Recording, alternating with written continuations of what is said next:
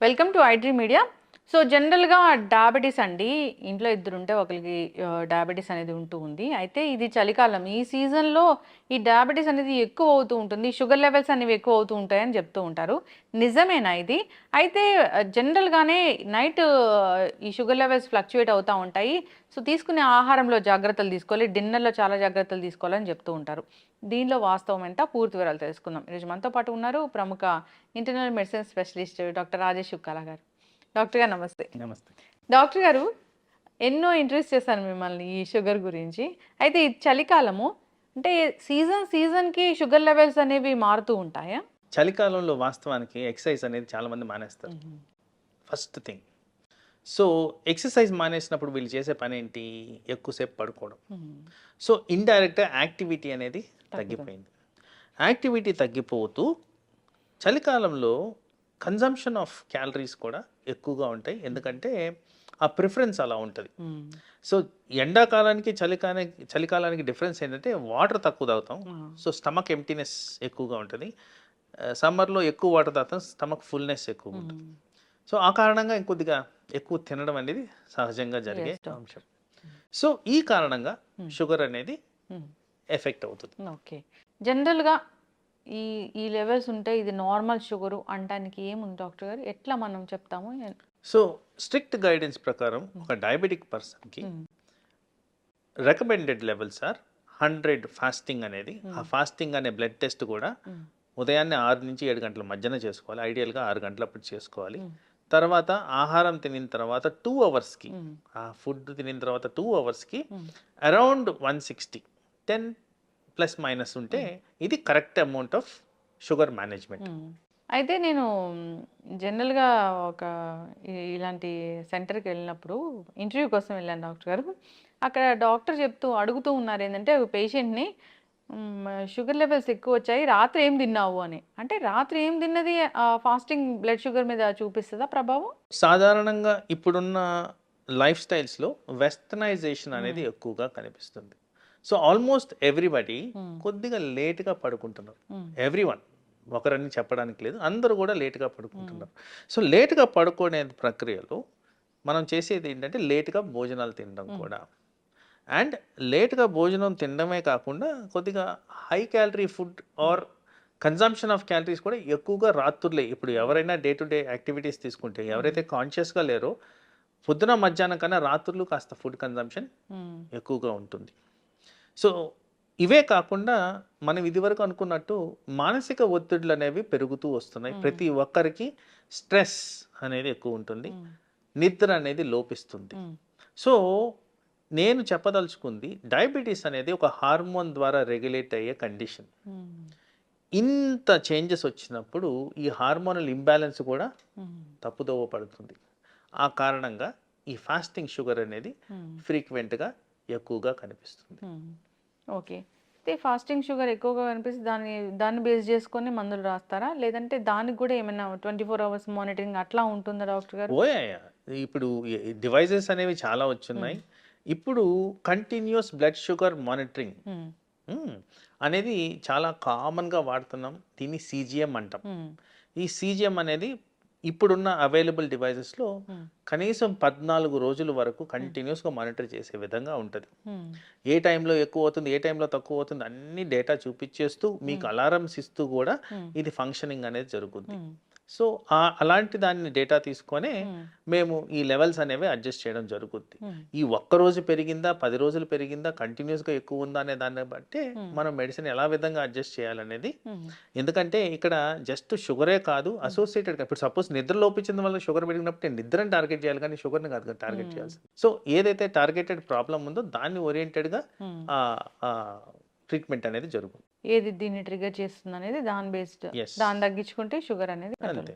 అయితే జనరల్‌గా ఇప్పుడు ఈ శీతాకాలంలో ఎక్కువగా షుగర్ లెవెల్స్ అనేవి ఫ్లక్చుయేట్ అవుతా ఉంటాయి, పెరుగుతా ఉంటాయన్నప్పుడు జాగ్రత్తలు ఏం చెప్తారు డాక్టర్ గారు? సో, మీ డైలీ యాక్టివిటీ ఏదైతే మేము హ్మ్. రికమెండ్ చేస్తుంటామో, అవి స్టాప్ చేయొద్దు. దట్ హ్మ్. Is the first thing. హ్మ్. సరే, ఇప్పుడు మీరు సంవత్సరం పొడుగుతా చేసి 2, 3 నెలలు మానేసినప్పుడు మీ హ్మ్. క్యాలరీ బర్నింగ్ కెపాసిటీ తగ్గినట్టే హ్మ్. కదా! అవును. సో, దాని కారణంగా షుగర్ అనేది హ్మ్. వేరియేషన్స్ అనేవి వస్తున్నాయి కదా! హ్మ్. తర్వాత కన్జంప్షన్ కూడా మ్మ్. పెరుగుతుంది కదా. మ్మ్. సో ఇవి కాకుండా ఆ న్యూట్రాలిటీ మెయింటైన్ చేస్తే ఆల్వేస్ ఐడియల్. ఎందుకంటే ఈ వింటర్ సీజన్ అన్నప్పుడు ఒక 4 months ఉందనుకున్నాం మ్యాక్సిమం ఎక్స్టెన్షన్. మరి 4 months is a bigger chunk. అంటే ఆ పీరియడ్ అనేది చాలా పెద్ద పీరియడ్. 4 months పీరియడ్ని రిలాక్సేషన్గా తీసుకోవడానికే లేదు. లేదు. ఒకరోజు ఏదో ఒక పూటనో అంటే అది వేరు, కానీ మరి 120 రోజులు అంటే చాలా ఎక్కువగా స్పాన్. అందుకో బాడీ మీద స్ట్రెస్ ఎక్కువ ఉంటుంది, అవయాలు ఎఫెక్ట్ అవ్వడం జరుగుద్ది. పర్టికులర్గా ఆ సీజన్లో కొద్దిగా ఈ స్ట్రోక్లు, హార్ట్ అటాక్లు వచ్చేదానికి ఆస్కారం ఉంది. ఓకే. డయాబెటీస్ వల్ల కూడా స్ట్రోక్ వస్తుందా? ఓ 100%. 100%. Diabetes is the commonest reason for heart attacks in India. Commonest reason. So ఎక్కువ శాతం హార్ట్ అటాక్స్ని మనం అనలిటికల్గా తీసుకుంటే డయాబెటిక్ రిలేటెడే ఉంటున్నాయి. ఏం జరుగుతుంది డాక్టర్ గారు? ఇప్పుడు షుగర్ ఎక్కువైంది, అది హార్ట్ మీద ఎట్లా సో జరుగుతుంది అసలు? వీటన్నిటికీ ప్రైమరీ కారణం కొలెస్ట్రాల్ లెవెల్స్. ఎప్పుడైతే క్యాలరీస్ పెరుగుతున్నాయి అంటున్నానో ఆ ఎక్సెస్ అమౌంట్ ఆఫ్ క్యాలరీస్ ఏమవుతుంది బాడీలో ఫ్యాట్ రూపంలో తయారవుతుంది. కొలెస్ట్రాల్ అంటే ఏంటి? ఫ్యాటే. సో ఆ ఫ్యాట్ కారణంగా ఈ రక్తనాళాల్లో బ్లడ్ సరఫరా ఆగిపోవడం, ఆ కారణంగా బ్లడ్ సప్లై ఎక్కడైతే లోపిస్తుందో పర్టికులర్గా బ్రెయిన్ అండ్ హార్ట్కి ఎఫెక్ట్ అయ్యి స్ట్రోక్ అనేది వచ్చేదానికి ఆస్కారం ఉంది. ఇండైరెక్ట్గా చూసుకుంటే ఈ హై షుగర్ లెవెల్స్ వల్లే ఇదంతా జరుగుతుందని సైంటిఫిక్ రుజువులు ఉన్నాయి. ఓకే. డాక్టర్ గారు, ఇప్పుడు ఎవరైనా ఈ షుగర్ టాబ్లెట్స్ రాసినప్పుడు షుగర్ ఉన్న వాళ్ళకి బిఫోర్ ఫుడ్, ఆఫ్టర్ ఫుడ్ అలా ఇస్తూ ఉంటారు డాక్టర్స్. కొందరు బిఫోర్ ఫుడ్ తీసుకుంటే మాకు పడట్లేదు, ఆఫ్టర్ ఫుడ్ తీసుకుంటామని తీసుకుంటూ ఉంటారు. అది మంచిదేనా అండి? సో ఐడియల్గా ఇది customization to the patient need మీరు చెప్పే థింగ్. సో ఐడియల్గా ఎప్పుడన్నా ఒక సబ్స్టెన్స్ మనం ఒక దాన్ని కంట్రోల్ చేయడానికి ఇవ్వాలి అంటే బిఫోర్ ఫుడ్ అనేది ఇంపార్టెంట్. ఎందుకంటే అది జీర్ణమయ్యి ఈ షుగర్ లెవెల్స్ స్పైక్ అయ్యే లోపలే అది కూడా ఎఫెక్టివ్గా పనిచేయడం అనేది ఇంపార్టెంట్.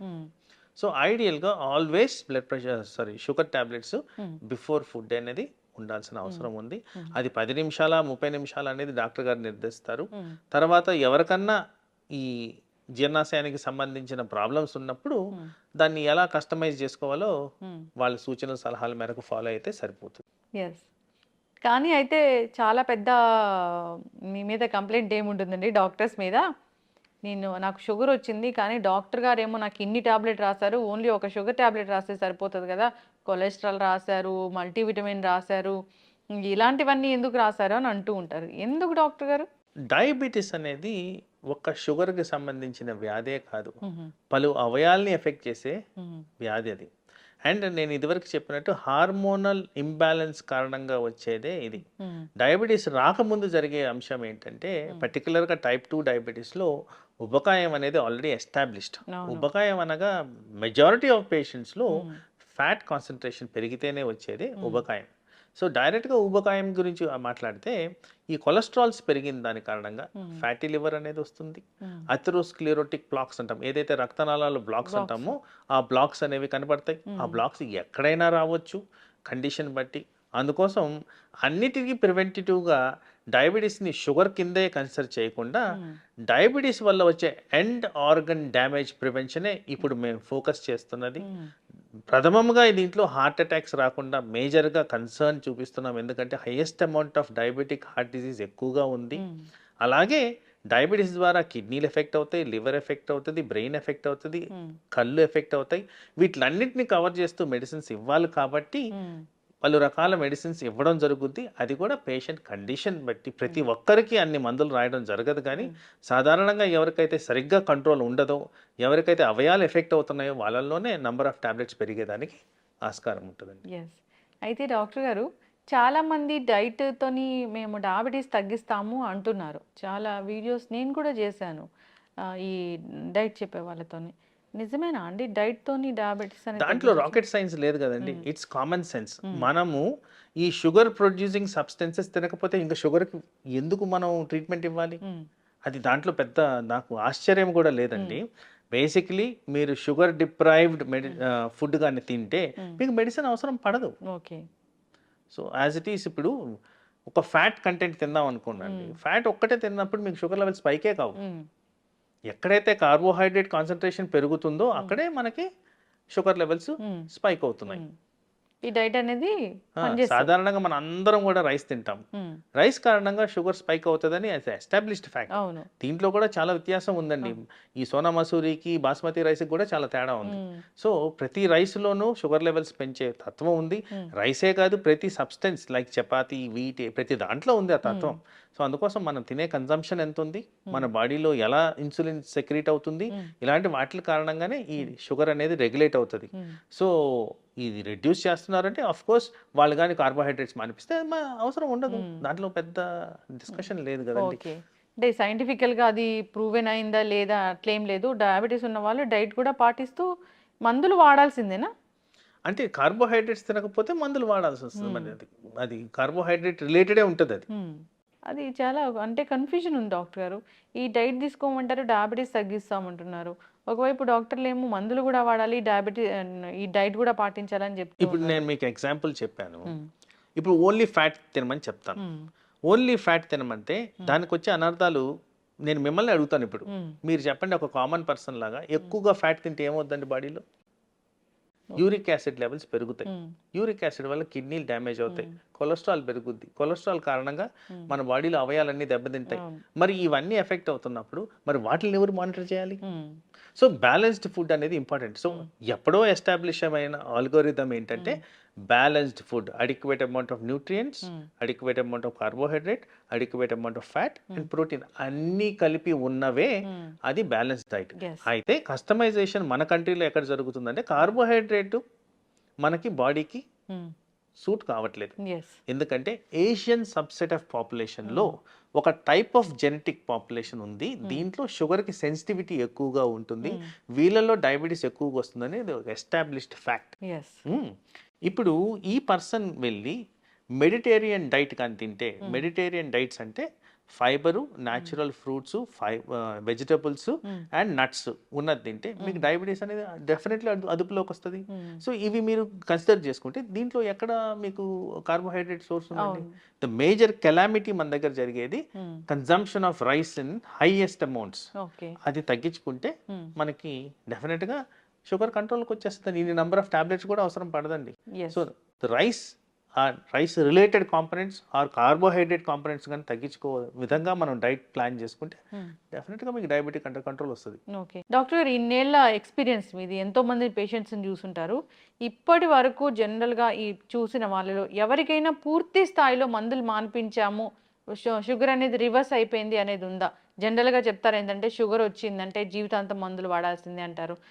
రివర్స్ అయ్యాయండి ఎవరికన్నా? సో ఇక్కడ చాలా ఇంపార్టెంట్ క్రిటికల్ క్వశ్చన్ మీరు అడిగింది, చాలా ప్రాక్టికాలిటీ ఉన్న క్వశ్చన్.